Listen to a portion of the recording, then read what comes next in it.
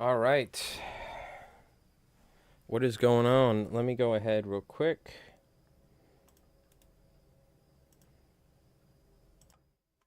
All right.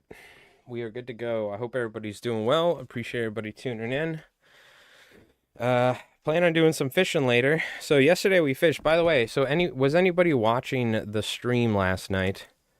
I had to use the Twitch app. I had to use the Twitch app for streaming, which I normally use Stream Elements, but the past couple days Stream Elements hasn't been working. Yeah, Craggroll, did you hear? It sounded like the audio was like really bad. Like there would be some wind noise and then it would make some terrible noise. I don't know if like my mic got damaged the other day from getting wet or if it was just the Twitch app like trying to stop the wind noise or something. I don't know. But it seems like so I mean, my Stream Elements works. So um it seems to be okay. Maybe we'll do a test before I go fishing. We'll what do you call it? We'll do a test and see if it's the mic's okay, and if that's the case, then that's the Twitch stream. But Stream Elements for some reason isn't connecting when I'm down there. It works right now when I'm here at the house on Wi-Fi, and I tested off Wi-Fi. So hopefully the mic didn't get damaged because the other day we had fluke. We caught a couple fluke, and I got completely soaking wet. The phone got completely soaked. But I mean, these phones should be able to get a little water on them, you know. But I guess we'll see what the deal is.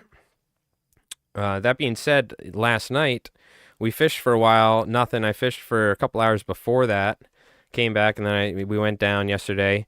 We caught a bluefish, so that's not the worst thing. There was fluke jumping out of the water everywhere. But after I shut the stream off, I was gonna leave, and then just right in front of me there were bass popping for like an hour straight. So I stayed for another hour. But I had my intermediate line, and I couldn't essentially drift the fly. So I want to tie some more peanut bunker flies. The peanut bunker are like this large. They're big, and their profile's like this at the height. So we got to tie some larger flies. And the other thing is that I'm gonna have to bring my floating line down. So this was right around like once it got dark, it started going crazy. So I can't really stream that because it's just pitch black. But I'm definitely gonna fish the sunset tonight. It's supposed to rain, I think, till maybe 5 or 6. So we'll probably head down at like 5:30 or something like that. And once it stops raining, and then try and stream. And then once it gets dark, I usually shut the stream off just because my phone will end up dying. But I'm gonna keep fishing in the night. So I want to tie more flies, some peanut bunker flies. So let's go ahead so again, they're pretty big. You know what I mean? They're about probably 4 or 5 inches, and they're pretty tall top and bottom. So we got some different hooks. I have some different flies. I want to tie some bulkheads because I don't have any here. Mullet Marauder slammers or slab flies, and I kind of want to tie a slab fly because that is a fun fly. I haven't tied one for a while, and it's a very buoyant fly because it has deer hair. These are these 2-aught Arexes. I had one of these bend in the vise, so I'm a little skeptical, but I guess we'll try it out because I bought them. They're not the strongest hook, you know what I mean?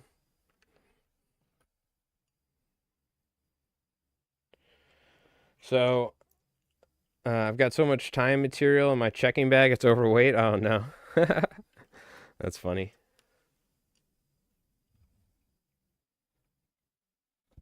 Make sure I get this where it's comfortable. So this is essentially like kind of like a pseudo snake fly, if you will. But we're going to have a pretty big deer hair body on this. It's going to be a pretty buoyant fly. I'm almost thinking like we should use some pretty large hooks to simulate. But we're going to be using bucktail and stuff here for that. So let me see. I got some nice white bucktail. I want to definitely tie some flies in black as well. Black and purple because there's a lot of activity at night. So go ahead and tie our bucktail.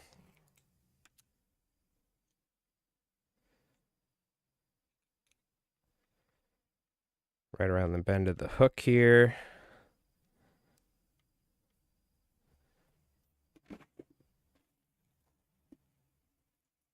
This polar flash.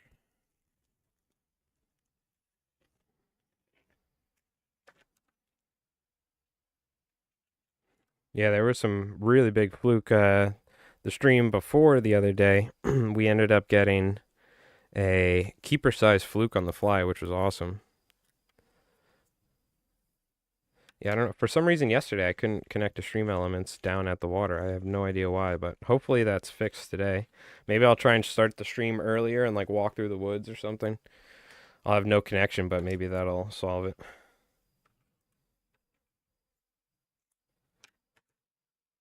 I think the traditional slab fly is white, orange, and black, if I'm not wrong. I think what we are going to do, though, is we're going to do like a multi-collar here. Slightly different from the traditional slab fly. You know what actually would go hard here? Some ostrich churl. Or some feathers. We definitely want some natural materials. Unfortunately, I don't have a lot of ostrich churl. I have not that much of it, so. And it's not even that long. Ideally, I'd have something longer, but that's all right.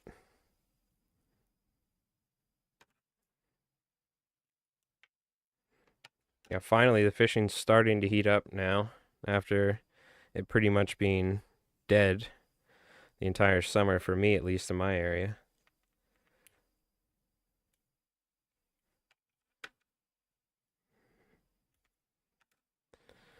A little bit of ostrich churl in there, and then a little bit more bucktail on top.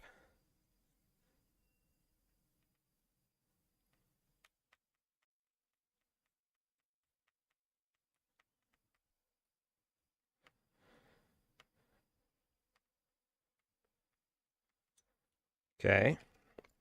Now I'm going to do a little bit more white bucktail on the bottom. Right ahead of this. I'm trying to keep my ties pretty neat because we're going to be spinning deer hair here, so that's also why I didn't put a bunch of thread on the hook shank.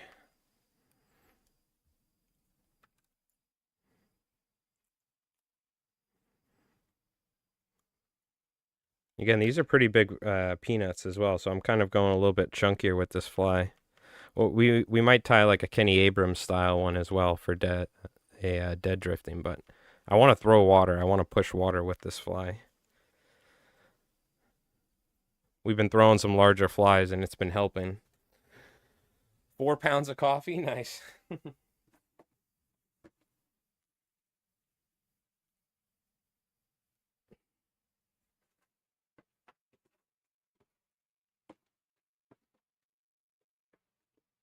Do I have? I thought I had proper orange bucktail. No, yeah, I do. Okay, sweet. I do have some orange bucktail. Not the best orange bucktail, but it'll work.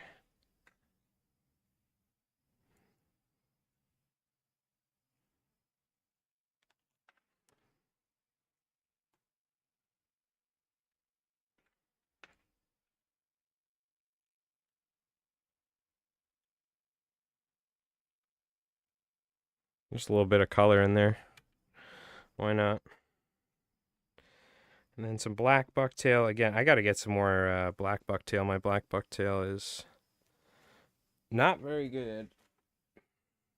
I don't think I really have anything long.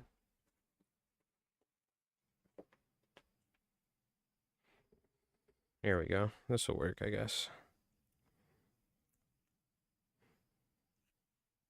This is for just a little bit of color. Right on top.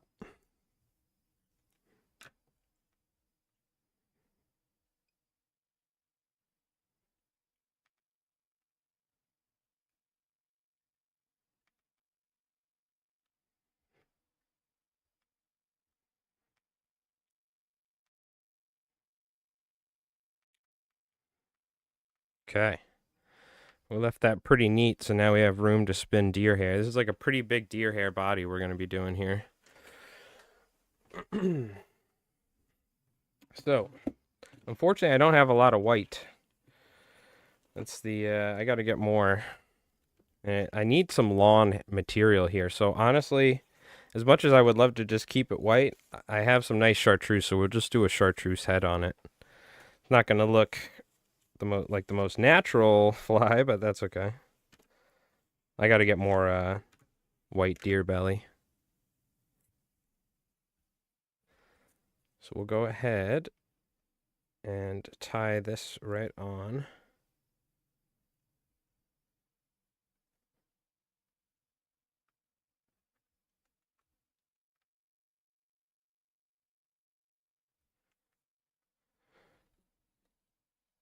And then press this in or compress it.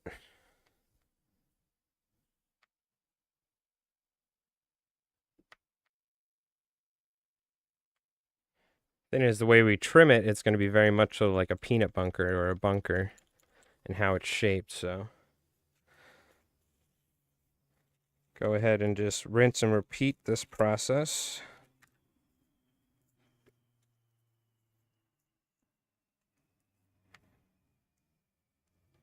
Adding hair and packing it.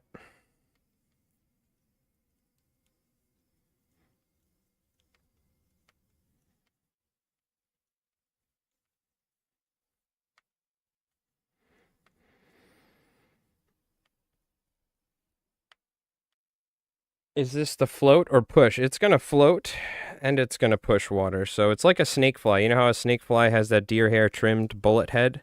But instead of a bullet head, we're going to trim it in the shape of a peanut bunker, where it's going to have a tall top and bottom. So it's called the slab fly. The Tabery slab fly is the name of it. If you look it up, you'll see the, let me see. I'll look it up for you guys and show you. Let me get this back a little bit, and then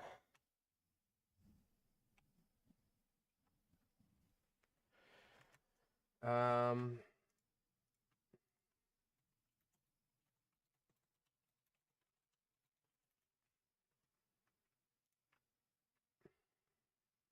try and find a good one. Kind of how it's like, but the original. Well, there's only really one way to show you the original, huh? Because none of those really look like what it looks like. I'll show you here. There's some different versions and stuff, but these are, none of them really incorporate. This one's really one of the better ones I've seen, I guess you could say. But I'll show you the original. Snake fly right in that fish's mouth right there. That's the original right there. So instead of a snake fly with the head trimmed bullet shape, it's got a much more peanut bunker shape. Now here he's got, I think, the eyes that are tied in, but we're going for this sort of profile like this.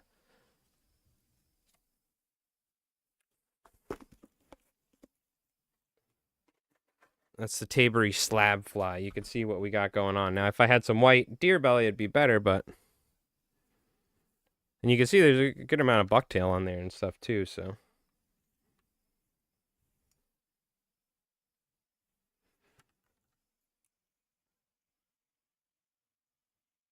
Yeah. Remind you, he probably came up with this fly before I was even born, Tabery, but... It's just an adaptation of probably Bill Catherwood's flies, really, in reality. It's like an adaptation of the Angus, which is where the snake fly comes from. And those are all adaptations of the muddler minnow, so... But I would say probably the master of spinning deer hair in saltwater was Bill Catherwood. Also raised his own chickens for hackle. So look up Bill Catherwood flies. Those are some of the best deer hair flies you'll ever see for saltwater. Unbelievable.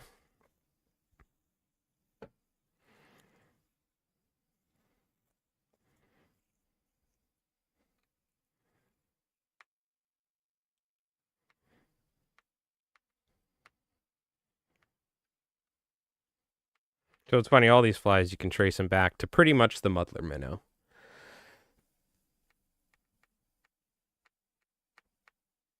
Which is pretty funny to think about. But yeah, all the peanut bunker up on the surface, there's mullet, and the bass are just blowing up.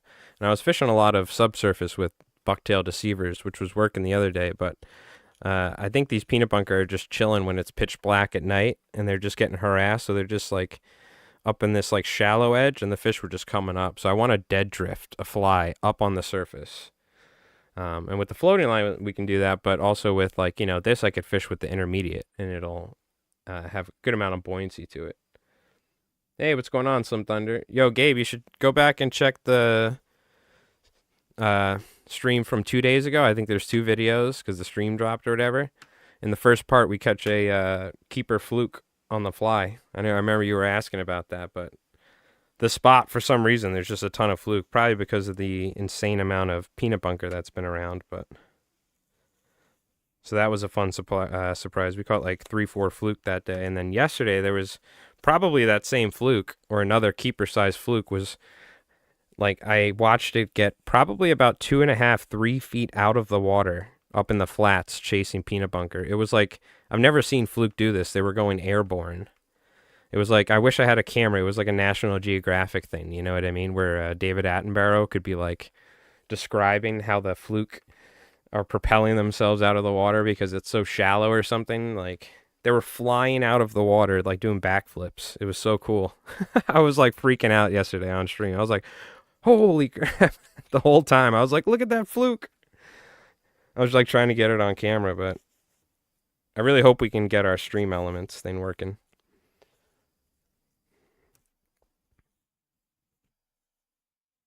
All right, probably got about, just one more collar here, and then we're done. What we'll do is we'll tie one in purple and black as well. I want to tie one of these. I would like to tie some bulkhead. Some bulkheads. And maybe a slammer or something. I don't know. We're just kind of waiting for this rain to pass.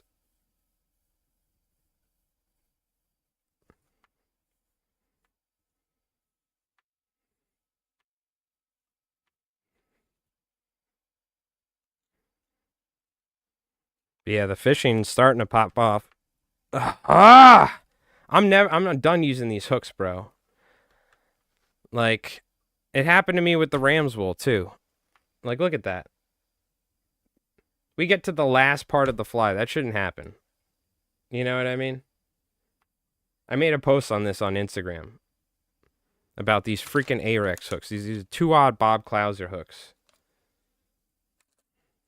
I guess if you're not putting deer hair on there or something, that's fine. But we get to the last freaking part of the fly. This happened to me on a pop lip that I was packing. I mean, and you got to pack that stuff hard.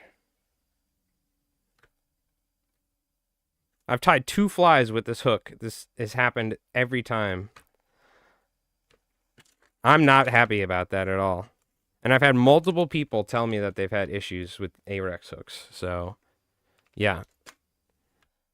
There we go. Great. That entire fly was...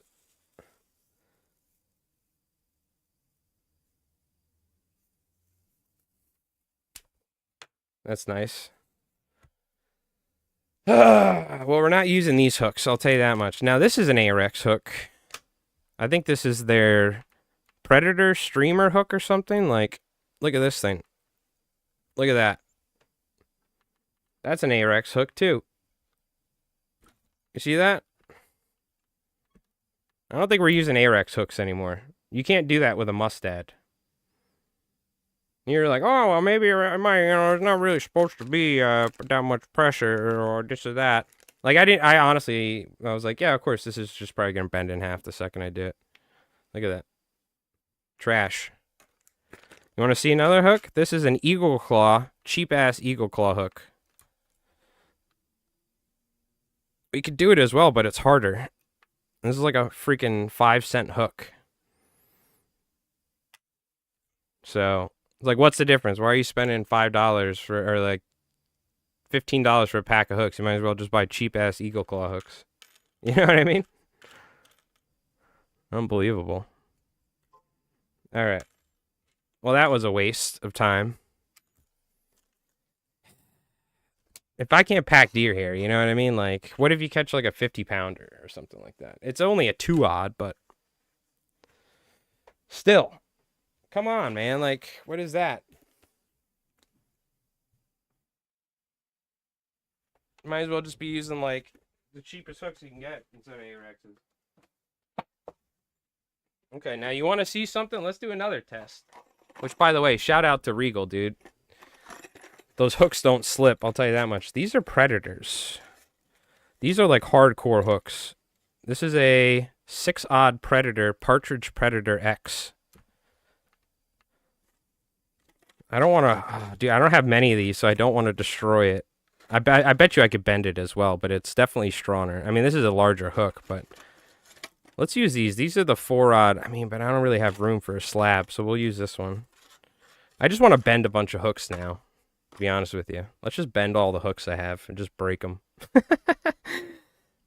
What we should do is take that hook and we'll use like, you know, we'll get a bunch of 2-odds and we'll take like a scale and I'll pull up on it and we'll see what the bending pressure is or something. I'm so frustrated after that. Ugh. They're more than Arexes. Oh, I know. I want to break it. I'm sure it breaks. It's not the thickest hook in the world. This is like a pike hook too, but all right, let's tie the slab fly again. Oh man. Unbelievable. Unbelievable. I almost felt bad because I made a post on Instagram, but I was asking people, I'm like, has anyone had issues with these Arexes? Because it's like they keep bending when I'm tying with them. You know what I mean? And I had other people like commenting on it, but well, that's the thing, Joe. I've tied on their larger hooks. They're beast hooks, and their beast hooks are great. In fact, I have one somewhere. It's a great hook. I haven't had issues with it so far. The smaller hooks, though, these smaller, like thinner ones, I would be very careful with for sure. And I think if you just tie a deceiver on it, you're probably fine. It's like not very often a hook's gonna bend like that, but if you do get like a really big bass and you're in a boat somewhere with a rip, you know, and you're like, oh, let me throw this 2-odd, see if we can catch like a bluefish, and you hook a giant bass, it's probably just gonna bend out or something. But yeah, I don't know. Oh, that's frustrating. The larger ones, I mean, I've tied beast flies, I've tied slammers on the like the 6-odd Arexes, 8-odds. But at that size, they're like 4 times the thickness of that hook, you know. So, yeah, I don't know. Honestly, if you really just want to be safe, and I tie for guides like Paul Dixon, what you do is you just get Gamakatsus. You get the big game hooks. They make them up to 10 odds. I've caught sharks on them. That's what they use for a lot of stuff. That, or you go with, what's the name of it? Owner. You go Owner Akis or whatever. Owner Akai, whatever they're called. Because I've tied a lot of offshore stuff, and like for people that they're like, listen, or just guides in general, they're like, I only want the Gamakatsu SL12Ss or whatever. Personally, I love my Mustad hooks, but they just don't make like serious fly fishing blue water hooks. But I think you'll be all right with the larger Arexes, but I would not be using these smaller Bob Clouser ones, that's for sure. It's pretty annoying. And like I said, most fish you're probably not going to bend them like that, right? But like there's that channel marker down by where we fish, and I literally foul hooked this striped bass like right on top of his nose. Probably he was coming up to hit the fly. And I was like, dude, this is a big fish, because obviously when you hook them like that, it's harder to turn them, right? So, what do you call it? It was like right on top of his, like on his head or his, like, you know. Luckily, he was totally fine. They have like a ton of cartilage, but it was just hard to get him in. And there's a channel marker there, and I had to wrench on that fish. He was trying to get, you know, they're smart. He was trying to wrap around the pole and break me off or rub his mouth on it, so.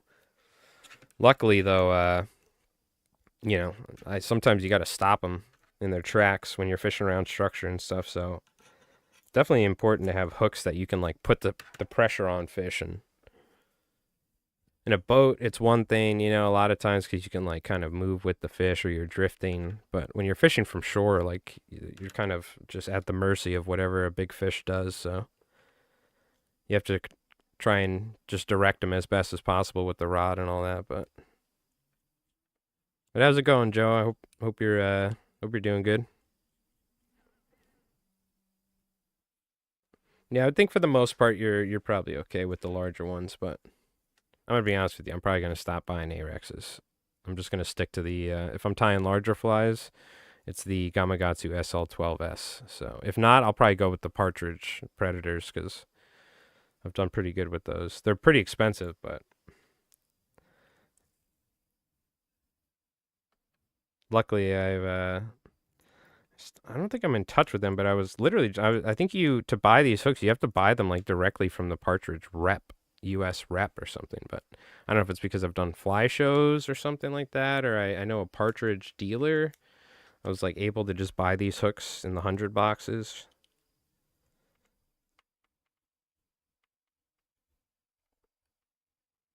Yeah, that's not long enough, but that's okay. I guess we have a little bit of ostrich on there.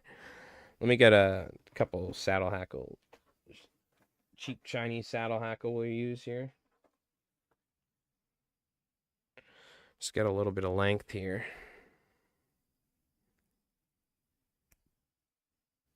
Gamakatsu or Sakuma. Owners are pretty decent too. Yeah. Maybe they make really good freshwater hooks or something like that, but I think their saltwater game is definitely lacking, right? Um, I made that post on Instagram. I had a fair amount of people commenting that were like, I've had issues with the Arexes and this and that. So I was like, all right, you know what? I haven't bought them since, but I still had these hooks. I was like, you know what? Let's try these again. Look, I got these Bob Clouser hooks. Let me try these out. You know, I don't even know how much they were, but they were freaking expensive,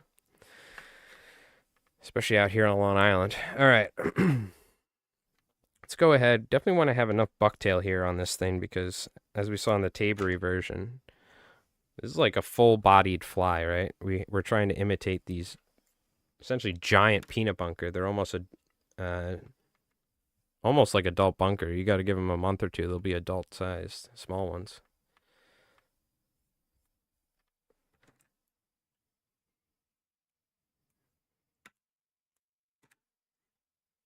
Yeah, I wish Mustad made their big game hooks in like 8 odds, 9 odds, 10 odds, but unfortunately they only go up to they were up to 3 odds and now I can only find 2 odds because they changed them from the C70 SD to the C70 SAP or something. They like made it thinner and have a different finish, sharper apparently.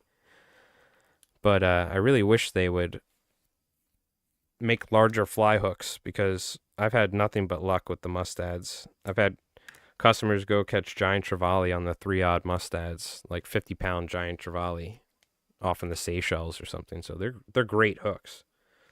But they only make them they're like, who's going to use a saltwater fly hook in 10 odd? What? Yeah, Gamakatsu's kind of like somebody orders some real deal stuff, where Gamakatsu is there's no holds bar, expenses. A box of 50, I think, or like is that what it is for the like if you get 8 odds? Is it 100? It might be 100. I think it's like $90 for a box of 100 or something. They're very expensive hooks, but fish the North Fork? Possibly. We might need to get up there just for Albies. So I don't know. Have you guys been getting? I heard there's Albies going up to on the North Shore of Montauk. What do you call it? That have just been showing up. And I saw on the North Fork, what do you call it? Dave Flanagan, the captain, awesome dude. He's been getting some. It looks like, but we're waiting for some fish down here to show up. We had some small bonito. A little bit of Alby showed up, but luckily, after like almost the entirety of the late spring through summer, there was no fish in my area in the bay. Like I went fishing, I just couldn't catch anything. Now there's finally every creek is filled with peanut bunker, obviously. So, um, what do you call it? The striped bass are finally finding them. Veravas hooks had some giants with no bending. Veravas was the, and I think I'm saying that correctly, was like one of the very big name brand hooks. There was Gamakatsu, there was Mustad Fly Hooks, TM Co., and there was Veravas, and that was back in like the 90s, I remember specifically. Hey, Randy, what's going on? Right now, this is just bucktail and some feathers, but we're going to be using some deer hair here. We're tying a Tabery slab fly. We're probably going to use all sorts of different materials tonight, honestly. This orange is nice, but it's not long enough, so I need something longer. Yeah, so if you go back and check our Twitch streams, which if I can't get Twitch working, maybe we'll try and do a YouTube fishing stream tonight or something. I don't know. But I usually do my IRL fishing streams on Twitch because I've done it for years. But I'm having an issue with my app. But what do you call it? Past 2 days, we've been catching fish in my creek as the peanut bunker are getting harassed on the outgoing tide. Last night I ended the stream and I was about to leave and there was just pops everywhere. So I stayed for like an hour or two and there was just bass 5 feet away blowing up and popping left and right. So, but I need something that swims naturally and is like drifting out, you know what I mean? With a floating line. I only have my intermediate, so it was tough for me to really get it. So we've been catching fluke, bluefish down there, which is sick. But I want to get on this bass bite at night. Yeah, I'm over in New York, Long Island, New York. So New York City is on the most western part, essentially, of Long Island, like Queens. And Long Island juts out into the Atlantic Ocean, and I'm out on the eastern side. So we're pretty much surrounded by saltwater. From the north, the south, and the east, essentially. Let's go ahead. That looks pretty good. I think, you know what I'm going to do? This is like a, what do you call it? I think I used to see Tabery do this. If not, it's like a Sadati slammer sort of the dealio we're going to do right now. So we're going to put some really long peacock curl just because I don't have, this is like a trick if you don't have really long black bucktail, right? You can just use some peacock curl or something. I should have some. Let's see. I think I was rummaging through here the other day. Oh, did I like not put the peacock curl back where it was? Yeah. I didn't put it back in the feather box. Man, I've grown over the years. I actually have my feathers in a box. I have like natural material in a box and then synthetics. It used to just, I would just throw it in random tubs. If you watch my fly tying streams early in the day, I spent most of the time looking for the materials and just grabbing random stuff. Like, oh, I'm going to use this.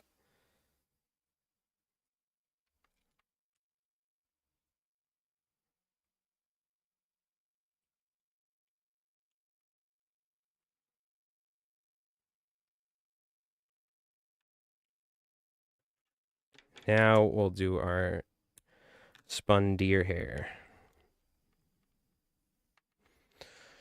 Which, this is what it's going to look like when we're done. As long as the damn hook doesn't bend on us. So Pat Cohen has a great tool for compressing bucktail or deer belly while you're spinning. But I like using my fingers. The thing you got to be very careful about is, and I've done it so many times, slipping and then this hook point going about like an inch into your finger. But supposedly the bass bite is getting hot if you can get through the blues. Yeah, no, the bass are starting to show up, or at least starting to get active. They're getting ready probably to head south, so I'm very tempted to palmer a little bit of marabou. But no, it'll probably just get destroyed once I trim this thing. we'll do the deer belly. The real thing that sucks is I probably used about like an eighth of this deer belly, and that hook bent. Like that was a lot of this deer belly because we're tying a big slab fly. That was painful.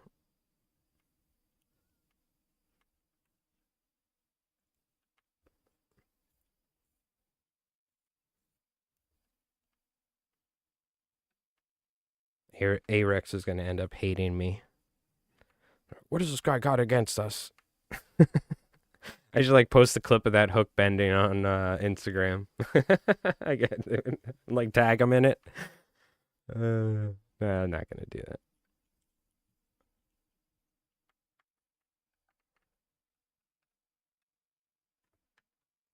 I'm just getting into fly fishing, the salt. So hopefully, I'm not that guy. What do you mean? What do you mean by that guy? I'm just getting into fly fishing the salt, so hopefully I'm not that guy. Nah. I don't remember though what that's in reference to. Was it talking about that guy? Who's that guy? Are you that guy?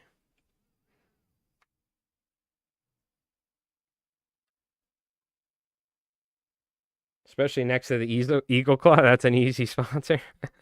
Here, let's try the Eagle Claw. Bends too, but guess what? Eighth of the price. Eagle Claw. American made hooks. like I go to well, that one bent too, but you just throw the price. An eighth, goddamn. That's one way to start the day, huh? Well, it is 4 in the afternoon, so yeah, it sounds about right. The ignorant one who asks the dumb questions? No, please ask away. That's what I'm here for.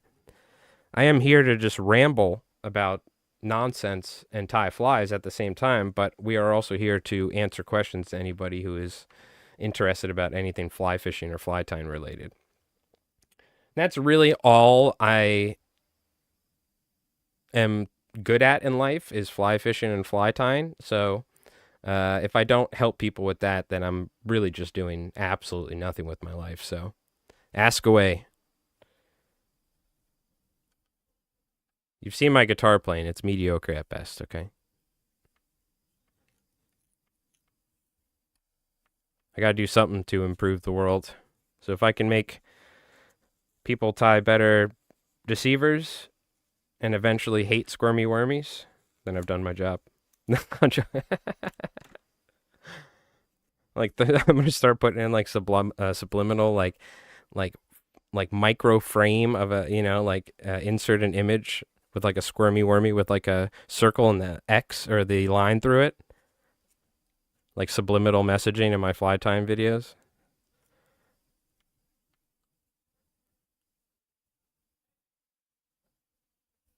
All right. I do want to make like a meme video one day where it's like a squirmy wormy tail with a gummy minnow body with a fish skull head, and then fish it with an indicator or something. Like make the most monstrosity of a fly, like a mop fly, octopus fly with like mops coming, like the mop pieces everywhere, and like just go overboard with the non-traditionalist fly tying and make like a meme video out of it. Like, all right, I'm gonna show you guys how to tie the pickle picker, or something. What's your go-to pattern when the Albies are on the peens? Tommy, crease fly or Alby hoe. The Alby hoe pretty much is, you can tie them slim, but if you tie them with a thicker feather, like a wider webbing of feather, it's like a perfect peanut bunker fly. And it also is just generally chunkier and a little bit more, it sticks out a little bit more than your traditional sort of surf candy. But the other thing than that, one of my favorite way to catch Albies, floating line and a crease fly. And a crease fly is literally a 1-for-1 of a peanut bunker, essentially. Now, I was like, should we tie some crease flies as well? These peanut bunker are really big, so we could tie some crease flies. Crease flies are more like this, peanut bunker like that, I mean, we're borderline. Now we got to start tying like almost essentially bunker flies, just scaling them down. These are really big peanuts. I haven't seen peanuts this size for a while, so it's pretty interesting to see that.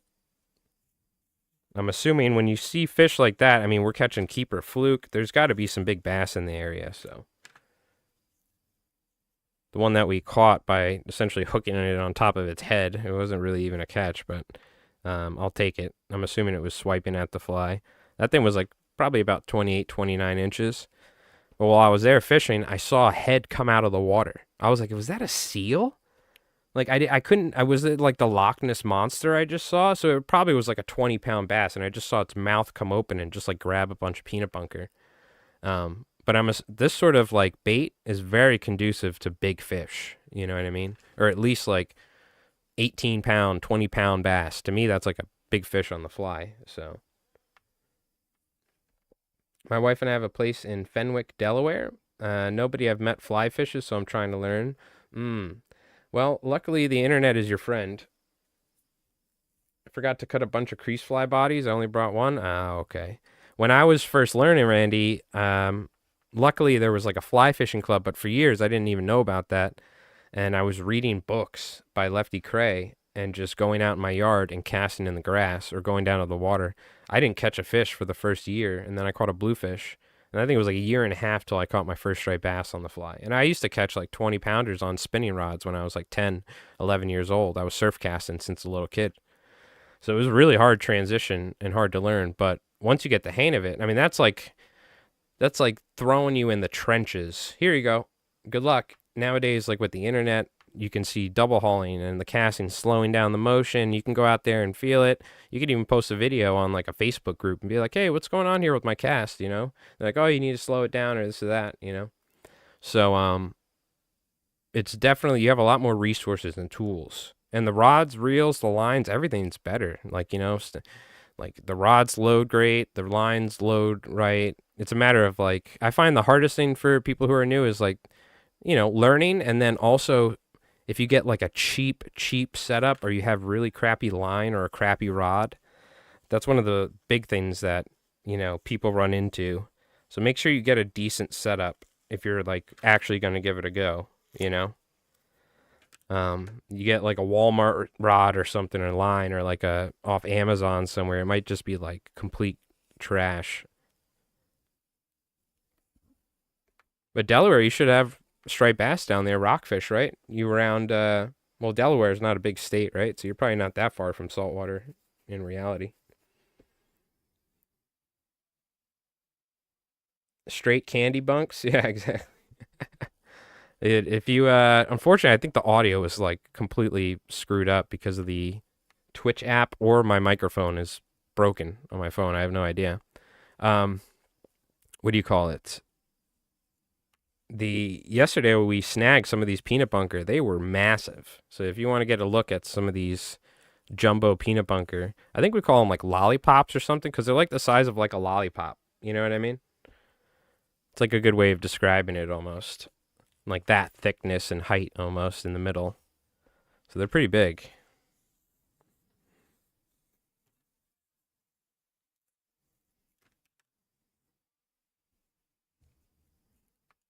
Man, I wish I had more of these predators. This is actually like the perfect hook for this. You know, I was thinking like 6 odds pretty big for down here, but the bait, you got to match the bait. So we need a large enough hook to like literally hold this material and still have balance and swim properly. Are you going to be doing some fishing in India, Craigerroll? I'm assuming, right? Well, actually, I don't know. Is there? You might want to watch out. I've seen some like beaches in India and stuff, and like rivers and water, and like I don't know if you want to be definitely not wet wading in some of those areas, but I'm sure they got all sorts of saltwater stuff or something, or even freshwater, right? Well, let us know if you do go fly fishing, which I'm sure you might end up doing. You got to show us. Show us what it looks like where you're fishing or something. when you're done. Chesapeake is spitting distance from my door. There you go. Chesapeake's great. That's what it's all about. As long as Omega Corp isn't killing all the bunker, but I wish this like extended a little bit further out, but that's okay. It's just the problem is I'm gonna make a mess right now. I'm not waiting around this time, but I thought about it. 48, yeah, okay, gotcha. And the other thing, crocodiles. Like I'm not even joking. I would be genuinely worried about crocodiles or like bull sharks or something in a place like India. Like I would genuinely be worried about crocodiles if I was like fishing in Africa somewhere. You know what I mean? Probably even Australia. I'm gonna be honest with you. When I see shook, like we're wading around those creeks, kind of freaks me out. Like crocodiles scare the crap out of me. Sharks, I mean, I've dealt with saltwater, so I guess that's like I've dealt with the idea of like, if you get attacked, you get attacked. But a crocodile, I mean, that's terrifying to me. So that's one thing I'd be careful about if I was somewhere like that. Crocodiles freak me the hell out. Alligators too, but alligators aren't as, I feel like, right? I mean, you can get giant ones, but so I will say this is probably where I want to use a razor blade. Problem is I don't really have any sharp razor blades. You can get a tool, which I think I even have, that to flex razor blades and stuff, or you can just hold them, flex the razor blade, and then cut it. I'll take a look. I'm gonna be honest with you, I don't think I have any, but I'll look.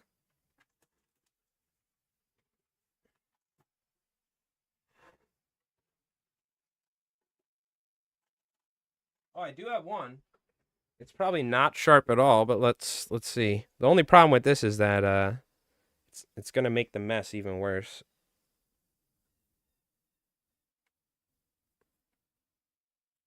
Yeah, this is not sharp enough, unfortunately.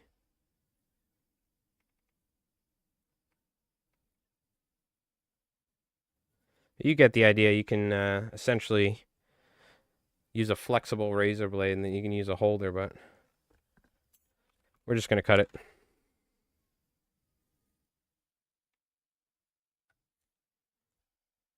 We're gonna trim it on the sides right now, specifically because we're going for essentially like a flat profile bait fish. So we're gonna leave a little bit of room on the sides, but we want it to essentially be very much so kind of flat on the sides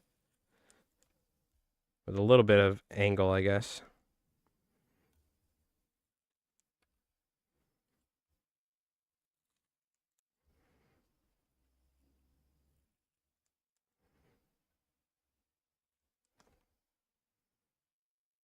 It really helps if you actually have long enough deer hair, but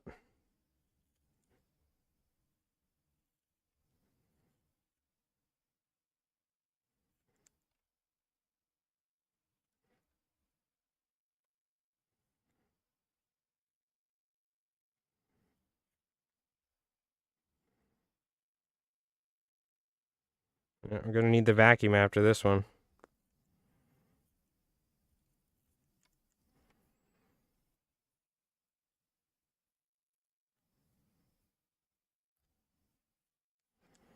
We're going for that large profile on this bait.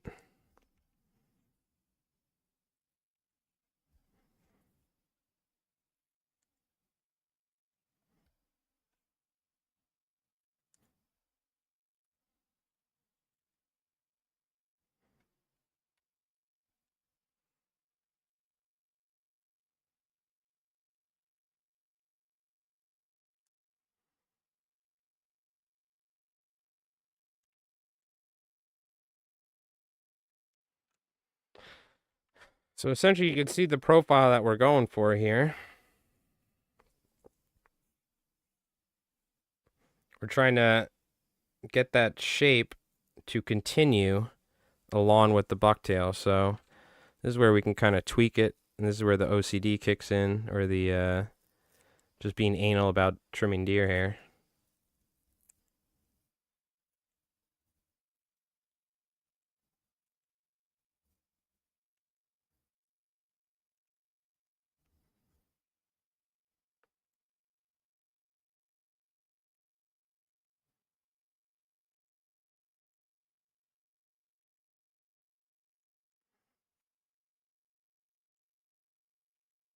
don't take too much off the height because the height's kind of the key here. But we just want to clean up some of these loose hairs. Now we can look at the profile from here. You can see that what we're trying to work with is very much so peanut bunker shaped, right? The start of this, the start of like essentially that shape, that peanut bunker shape.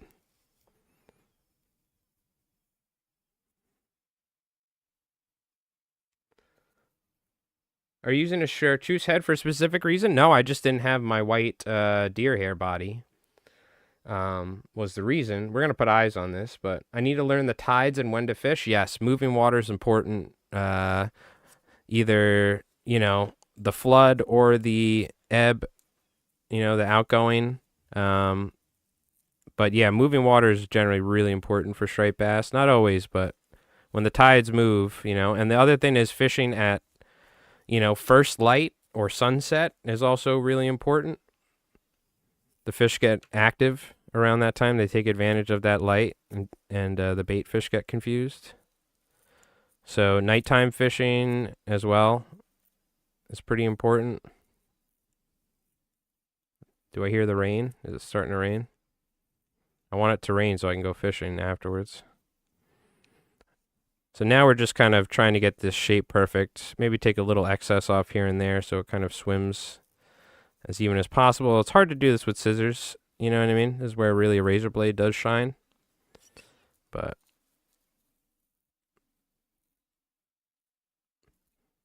you'd be surprised what you can do with a pair of scissors. Not even Dr. Slick's. These are from Eckerd's.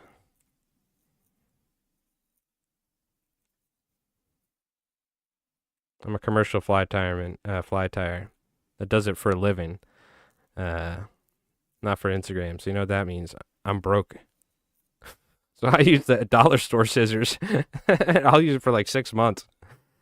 You know what I mean? Dr. Slicks. What do you think? We got like White House money around here? Like, you know? You think we wear Sims around here?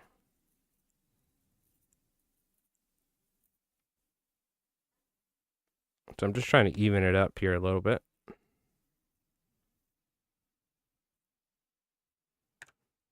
And that's pretty good. So you can see it's pretty flat. It's pretty flat. It's pretty even, top and bottom. It's pretty much what we're going for. You could spend a lot of time trying to get that, the width of it, perfect and everything. But the main thing is when a fish looks at it from underneath, particularly at night, you know what I mean? That we're trying to get that like thick profile to it. Because these aren't silver sides or bay anchovies that are translucent and the light passes through them very easily. These are like solid bodied bait fish. They still have natural camouflage built in, but at night these things have probably a pretty large silhouette when a striped bass is looking at them and there's moonlight, you know what I mean? So let's go ahead and put some eyes on here. Like we'll stick some 3D eyes with some glue. Now, of course, there's like literally hair everywhere. It's all over my pants. It's all over the desk, probably the floor. I love spinning deer hair. I do love it. The problem is you need like a Hoover vacuum on at all times and actually like oh,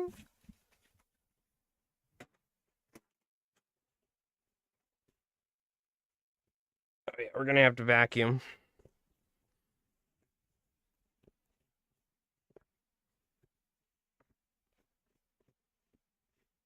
Okay. Oh. Headbutting the camera. Let me come back here and do that. Okay. Where's my glue? You're gonna need a smoke break after this. I'll tell you that much. Damn Arex. Make my blood pressure go up. This looks pretty good. What you can do, this is a cool little trick. Let's see if we can do it without it being complete and utter crap, is we're going to cut divots and then glue the eyes in. So let's see. We're going to cut some divots, essentially.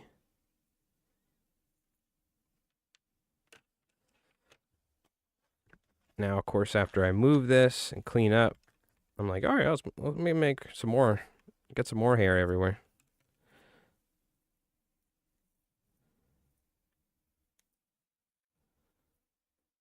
You can glue it right on top, but making a recessed area for the eyes to sit increases the amount of time that they stay on there before they eventually fall off, because they will fall off. More glue, a little bit more surface area, you know what I mean? I'm just going around cutting like a little depression, essentially. Go ahead and just match the other side, I suppose.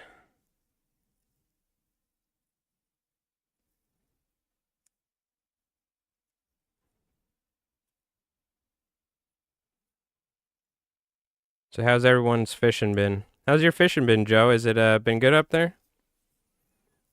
I think I know who this Joe is, Joe V. I think I know you. Looks like I think you've been fishing, right? I think I've seen you've been posting some stuff on Instagram. Yeah, I haven't fished the North Fork in years. I used to go up there all the time. Last year we were like commercial clamming the whole time. We're green crabbing now, but the crabbing's terrible, so I finally got my truck back on the road and working, so I'll try and make my way up there at some point.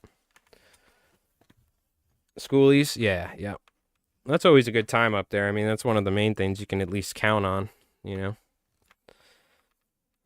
I think there's a genuine chance that I can catch like a, at least a 15, 18-pound bass back here in this creek while these peanut bunker are here, because these fish are starting to get on them. Still not large enough. Do I have a smaller? I think there were smaller ones in there. What the hell did I do with that? Did I put it away? I don't think so, right? No. Was this it? Which one was it? These might actually work. These are still a little big. What did I do with that pack? I can't tell. Did I put it in the bag, or I must have. Where is it? Here we go. This is it. So, these are a little bit smaller. I think these will work better. Oh, yeah. Okay. That's actually a good size anyway. I like that. By the way, these 3D eyes are terrible. Waspy 3D eyes, I do not recommend them. Shallow, no adhesiveness to it. They're like dull compared to the 3D eyes that I get from saltwaterflies.com. Wherever Chris sources them, like I'll show you. They're just like 15 million times better. I should have some. I don't know what Waspy's doing, but this is like bottom of the barrel 3D eyes. I only use them because I sometimes have to, because I have a hard time getting other stuff, or I'm just, I run to the store and they have it. Where are my nice 3D eyes? I might not really have any. I probably use them, but I want to show you what the saltwaterflies.com ones look like. Here you go. Here's an example. They're just better. You know what I mean? Like, compare this. Dumping on the brands. The thing is, I'm not a sponsored tire. I never take money from anybody. So, and I also am a New Yorker, so I just love shitting on people. But these waspy ones are just terrible. Like, look at the quality of these, you know what I mean? Like, they're just far superior. These saltwaterflies.com one. I don't know where Chris gets them, but shitting on the brands. Look, I calls it like I see it. I'm not going to tell you to buy something if I don't even want to use it. That's why these things are sitting around. I kind of use them when I have to, If I have the time, though, I'm calling Chris and I'll get her, from saltwaterflies.com.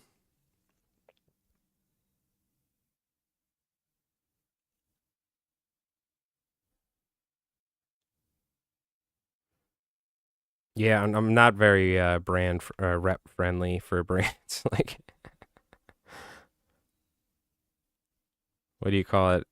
If I have issues with a product, it's one thing if it's like a genuine, probably like quality control. But if things happen over and over again, I'm like, all right, yep, nope, you're done. You had your chance. I gave you money, and your product's crap. So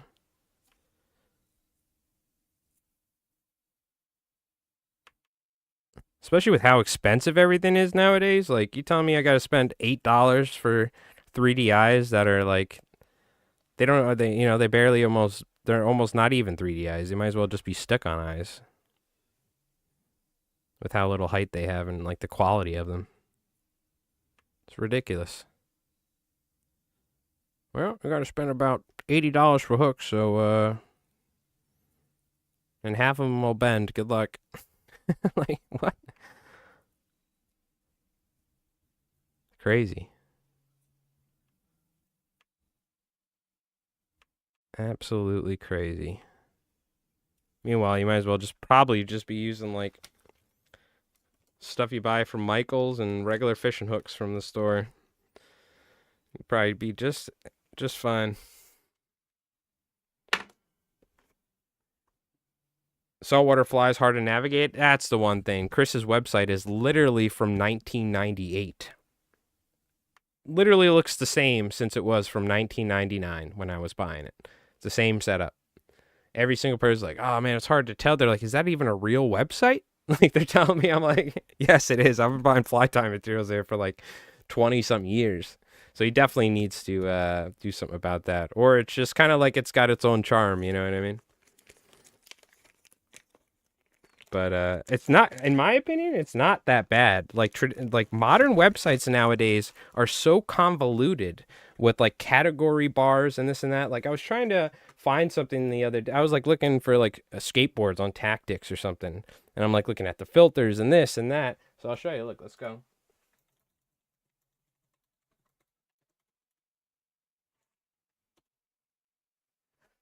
Saltwaterflies.com, right? You get this first page up here. You have flies, materials. Okay, we got bonefish, right? Tarpon, snook, all that jazz. Deceiver special, tied by yourself. Tied by moi. Now for the materials. First page, hooks, threads, eyes, and tools. Mustad, Veravas, Tiemco, Umpaqua. Don't buy those. Arex. Gamagatsu, and Ikuhas, right? And then over here you got your lead eyes and this and that. So what I just do, you can scroll down. I just always just go back. I'm like, all right, cool. Let me see what I need. All right, we're gonna need SL12S big games, which are right here. 100 pack, perfect. We'll get one of those. We'll go back. Let's go ahead and get some stick-on eyes, adhesive eyes right here. Bada bing, bada boom. And then second page is your popper foam stuff, flash, natural materials, synthetic, feathers, dubbing, body materials. So instead of like, I always just go to the top and click down, boop, boop, boop, boop. I'm like, all right, Bill's body braid. Oh, yeah, let me see. Do I want a spool of it for $18 so I don't need to buy it every week? Yes, I do.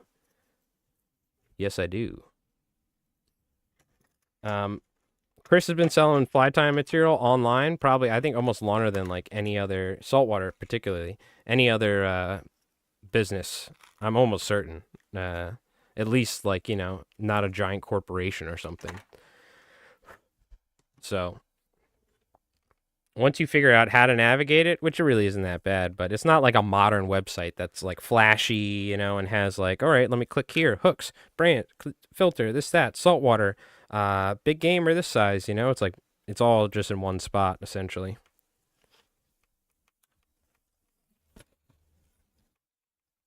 Let me trim this just a little bit more here.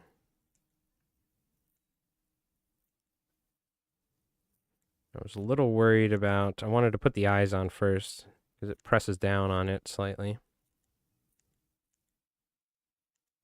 Now we can do our final last little trim.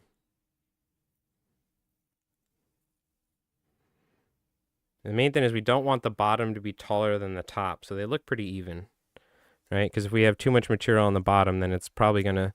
And this isn't the worst thing. One of the things about the slab fly is this fly might actually sit on its side, like this, and then when you strip it, it'll stand up like a big crease fly almost. This one's probably gonna sit better because it's a pretty large hook. But if we left it really high, this thing will literally lay like this. Are clousers the go-to for beginners? Yes, Randy. Yes. Clousers and deceivers. But the very first saltwater fly I learned how to tie at Orvis in Manhattan, like a proper pattern and not just putting materials on a hook in like a pair of ice grips, was a clouser. And then I recommend a deceiver. Those are the two first flies. And all you need is bucktail, some hooks, a little bit of flash, some eyes, and a little bit of feathers. So.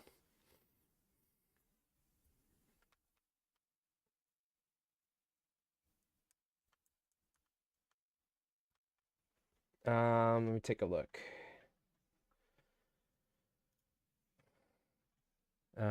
Yeah, he's great, Joe. You've been in the game for a while, right? I'm sure you've been buying stuff from or bought stuff from him. Um, I guess it takes less bandwidth that way. Hmm. Yeah, and it's also he's probably just doesn't want to have to spend thousands of dollars to have somebody. I think he does the website stuff himself, so it's probably just whatever. But I'm sure if and it's a small like mom and pop business. You know what I mean? It's not like a big store or anything like that. So it's probably hard for him to justify. He probably end up getting more business and stuff, but he also has a very loyal, like essentially customer base. Like people have been buying material for a very long time. So he's very well known in the industry. So like people like me, and I'm sure there's hundreds of other people that have been fly fishing for a very long time that are like, oh, go to saltwaterflies.com. My deceiver looks like something a child did in daycare. Now, the thing is, Randy, don't throw those away. Okay? Don't throw those flies away, because I'm going to tell you right now, those will be the ones that you'll catch fish with. So. No, not yet. Not yet, Tony. No. I still have to work on it. We're probably going to go fishing after this. All right, let's take a quick little break. I'm gonna just brush all this deer hair off me outside. This is what I usually do: is get up, stand up outside without trying to move my legs too much, and then I just shake all the deer hair off me like I'm a dog, after you got sprayed with like a hose or something. I'm covered in deer hair right now. So I'm gonna hit the hookah lounge real quick, grab a drink. Maybe we'll crack open up a White Claw or something. And we'll keep tying. So I ended up trimming this a little bit shorter, or a little bit thinner than I wanted to. I wanted to leave it a little bit higher, but then I started trimming, and next thing you know, but we do have a nice kind of slab appearance to it. That being said, I kind of wish it was taller, right? But we're gonna tie some other flies too. I want to tie bulkheads and potentially a Sedati slammer or something. The other thing is I kind of wanted to tie a black and purple one, but I think we're done with the deer hair for now because it makes an absolute mess. But this isn't bad. This isn't bad. That should definitely it'll float pretty good, and it'll push some water. So I'm pretty happy about that one. Okay, yeah, we're gonna take a quick little break. Don't go anywhere. We're gonna play our Alby highlight and remind me about how I still haven't caught an Alby yet this year. Fish doesn't care as long as the profile is accurate. Yeah, we're going to go for a larger profile in this next one. And we're not spinning deer hair, so I think what we're going to do is use these 4-rod. These are like this. Look, I can't even get it in the vise. Look how thick this thing is. Z60 4-rods. I think these are called the Sea Beast or something. If I was going to go for tuna, I'd probably use this. I was going to tie some tuna flies on these. I think you could catch a tuna on this hook, even in a 4-rod. This thing is like you don't want to get this in your hand, is all I'm going to say. You know what I mean? Good luck trying to cut through this hook. You're going to need like a freaking, what do you call it? Whatever wheel they call that. Cutting wheel, that like pneumatic. Like, you're gonna have to cut through it with that. Like a plasma cutter. This thing's no joke. Okay, we'll just get our thread on here. All right, we're gonna take a quick little break. Don't go nowhere. I'm gonna grab a drink real quick, and we'll keep tying some peanut bunkers.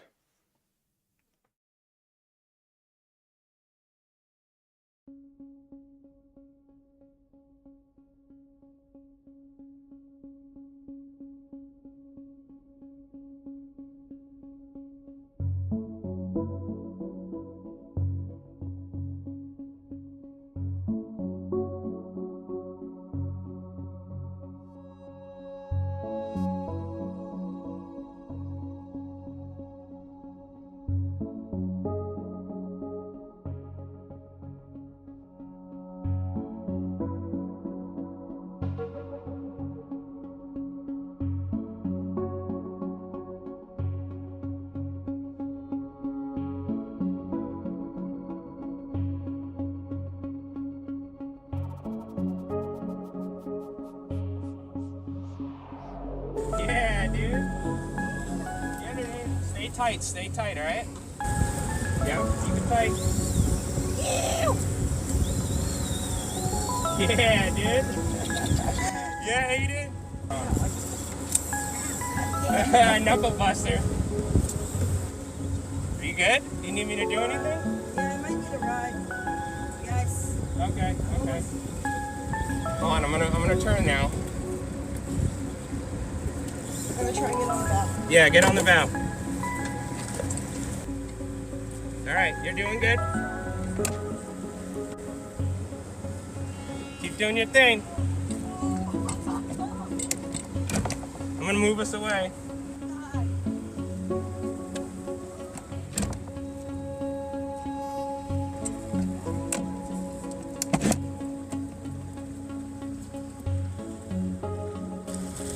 Is that a little one? No, that's a nice one. Oh, let's go! Come here, hold next to your alley.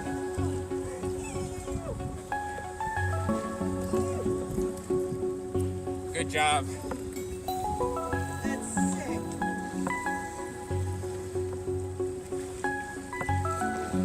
All right. Nice. Let's go! Woo! Alby slab. Good job, dude. Yee.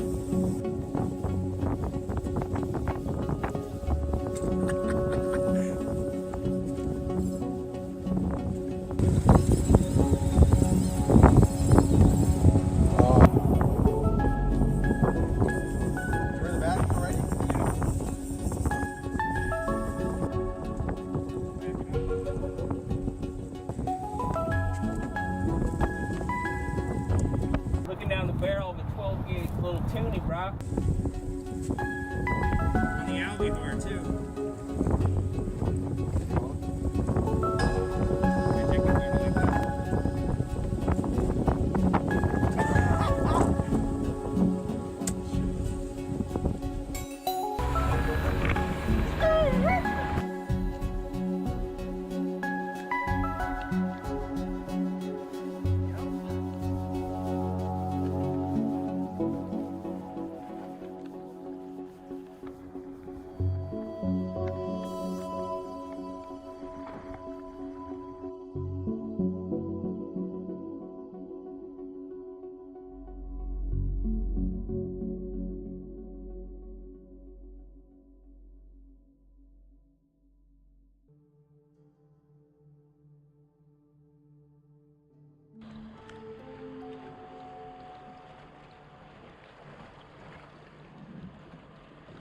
Oh my god, dude!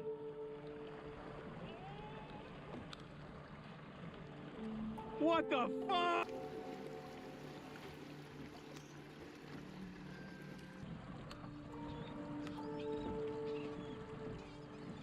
Woohoo!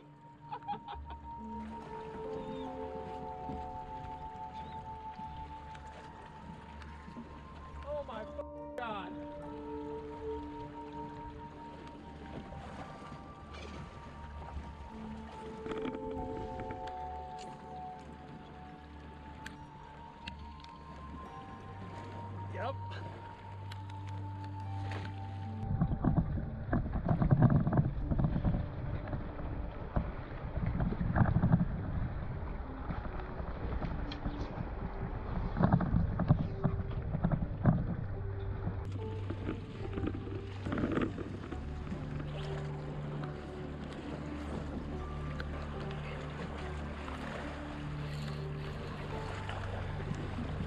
my god!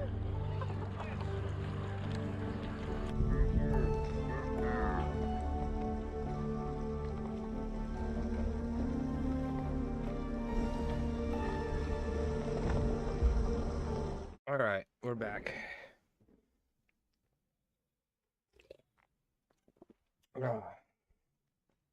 So,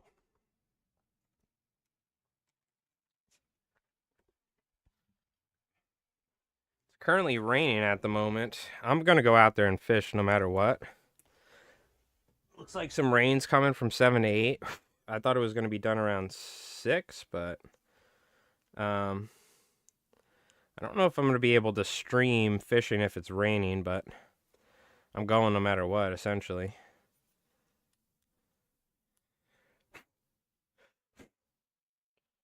All right.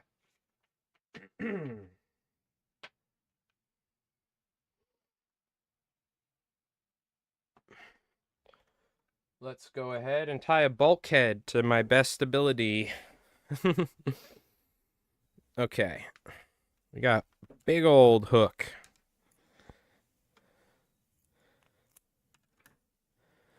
Big old hook. Going for big old peanut bunker. What's my phone at? 100%? Nice, we're good to go for the... Well, we'll see what the rain's like. I'm going to bring my, like, chest mount.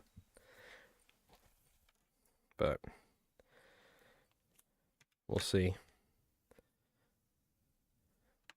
Hopefully it's just like a light sprinkling and not a full-on shower, because I do not have a rain jacket with me, so that's going to be fun. But I got to go back, especially after last night and the night before. So one thing is we do need to tie black and purple fly before we get done today, so...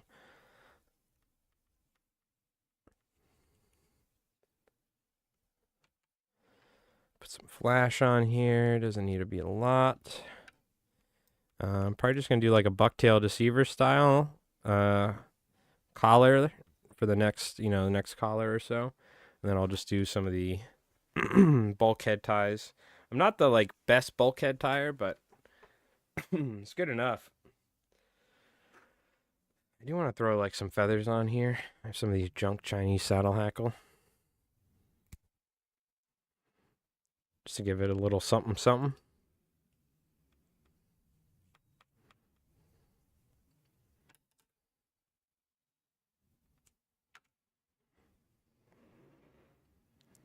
Let's see. What do we got? Which one of you crappy feathers wants to go on there? How about this one?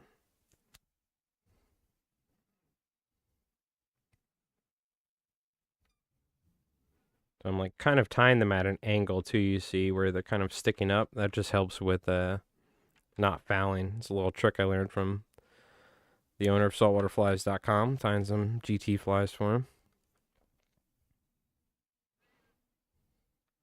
I think I'm just going to keep this like mostly white, honestly. Sometimes an all white fly is just all you need. You don't got to get fancy with them.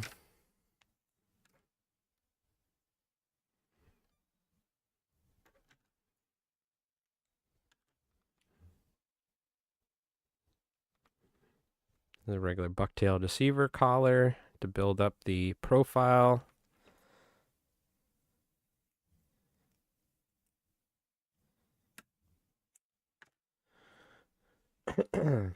I'm excited to go fishing, which is sick, man. I haven't been excited to go fishing since April, or May, I should say.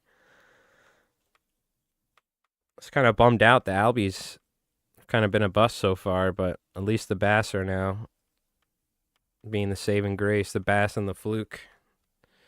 And the odd bluefish. I'll take an odd bluefish here and there. So, by the way, we've been testing the Rio fly swivels. The fly clips. And it's been very good so far. I highly recommend them. We've caught multiple fluke, keeper size one. We've caught multiple bluefish. And my leader has not been damaged at all. Bass as well. I'm pretty certain we can catch Albies with them. And it's a clip that's probably this big. It's got one wire end where it's spun, and then on the end, it just essentially is like a hook that wraps around, and then you just put it into the hook eye, and then you flip it like that. Um, it's really good. I've been having really good luck with them so far. So it's great. I don't have to tie knots at night and this and that. I was like, you know what? I'm sick and tired of like, and I don't use headlamps. I never use headlamps. It's just one of my like pet peeves. For like tying loops and stuff, I won't turn a light on unless I like have to when I land a fish. Um, so it's great. I can just like put that on there, and it's been great. Alby's been a huge bust. Yeah, how's it going, Alex? Yeah, hopefully it's better. Apparently they're showing up in Montauk. I know up in like Maine, Massachusetts, Rhode Island, they're slamming them. So I'm like, we got to get our share here. It might just be an October, November setup, like a mostly October thing. A lot of times people think are like, man, it's September, Albies are showing up. But I remember they've, some years they come late. So I think right now is when we want to start doing bulkhead ties, right? If I'm not wrong. So let's do that.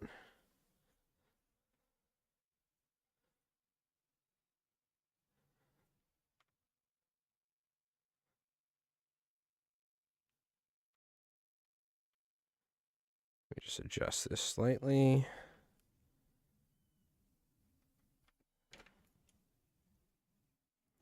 I'm gonna put some like angel hair in between here.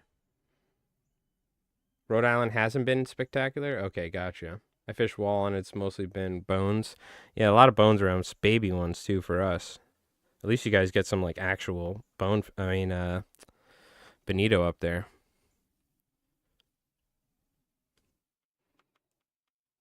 But yeah, it's been not very good around here. So I'm hoping it turns around.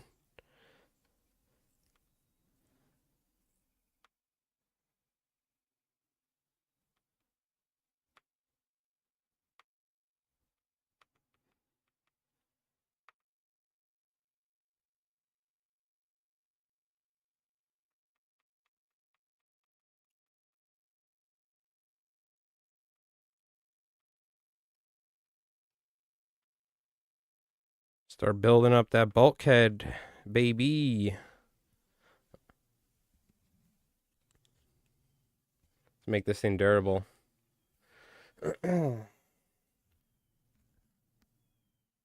Big ones, a few 10-pounders almost. Oh man, that's like a dream of mine. Because back in the, all these books, they talk about big bonito, this, that. Apparently, at some point in the 90s, the bonito disappeared. I don't know if they were overfished or what. Temperatures and water change, I have no idea. And all of a sudden, albies were like never here. Like people never used to catch albies in like the 80s and 70s and stuff. And the big bones disappeared, and then the albies showed up, like took their place in the food chain or something, from what I've surmised from reading and from hearing from old timers. It's at least like out here, right? I know from and then I've reading from the 90s and through the 2000s and fly fishing books, Massachusetts and up north has always had like a pretty decent bonito fishery. We didn't have anything for years. Then 4 or 5 years ago, 6 years ago, bonito showed up again, but they're like this big. Now we're getting some up to this big, and we're like, whoa, or maybe somebody catches one that's like a pound and a half. We're like, damn, that's a big one, like. So I'm hoping that would be cool if that got pretty good as well, We started getting some big bones around, but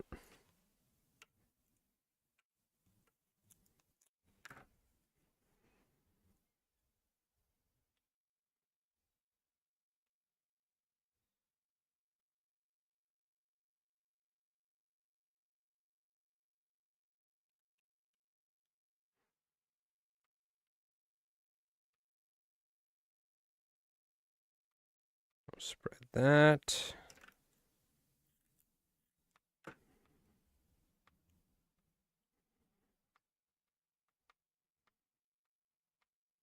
We're going kind of bulky on this one. It is a bulkhead deceiver. Heading to London. All right, man. Hey, have a nice flight then, Craigroll. Be safe, dude. Last year, Albies were around pretty late by me. Arrived mid-October, stayed first week of November. You know what, Joe? Maybe things are changing, dude. Who knows? temperatures are changing, you know, and this and that. Maybe migratory patterns are changing. They're starting to show up later. I'll take it though. Thrilled at the mahi population. I saw people were catching mahi in what, Rhode Island or somewhere on the fly, right? Once they're big enough, they feel like an Alby too. Yeah, that's the whole thing. They're more related to a tuna than an Alby is, if I'm not mistaken. An Alby is more like a mackerel in terms of like lineage or like it's, you know, the type of fish it is. I believe bonito are more closely related to actual tuna species, if I'm not wrong. I think we looked it up. We like looked up all the, you know, frigate mackerel, bonito, false albacore, and we looked up all the tuna species and this and that. What's a tuna, what's not, one day. Streaming for 6 years, we've covered a lot of stuff. I forget everything as well. But I remember we looked that up at some point.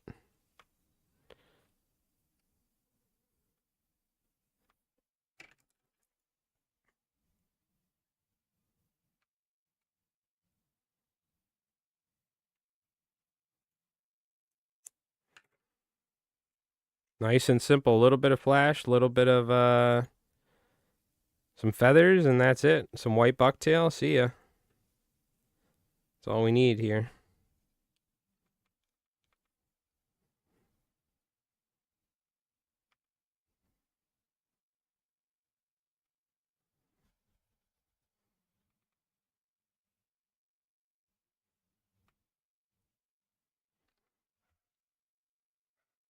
Hey, no problem, Randy. Anytime. Anytime. It's also why we have our Discord, too. You know, should be in the description below. Anyone could feel free to join our Discord and share any fly tying or fishing questions or whatever, or any photos. I'm trying to think when I go down. I went down there yesterday at 5. We fished for like 2 hours. Fluke were jumping everywhere. Things were crazy. I think I'm going to head down at like 5:36, even though it's going to be raining at like 7 or 8. But I don't want to miss anything. The water's going to be pretty high as well. I think the closer we get with that, it seems like halfway through the tide, the fish start showing up and getting crazy. But it could also just be due to the fact that that's what, when the sunset lines up and it gets dark and the bass show up. Because it's been like fluke and bluefish during the day, and then at night the bass have been rolling in.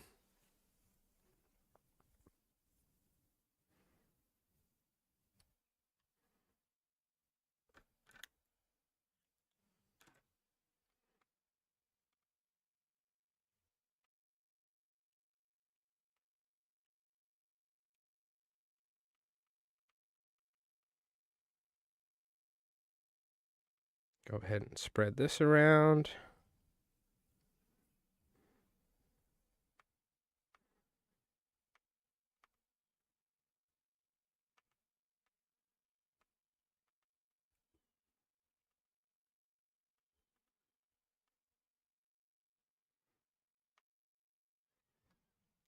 Fold this back, wrap in front, and then we could trim it. Give it a light little trim, just to clean it up.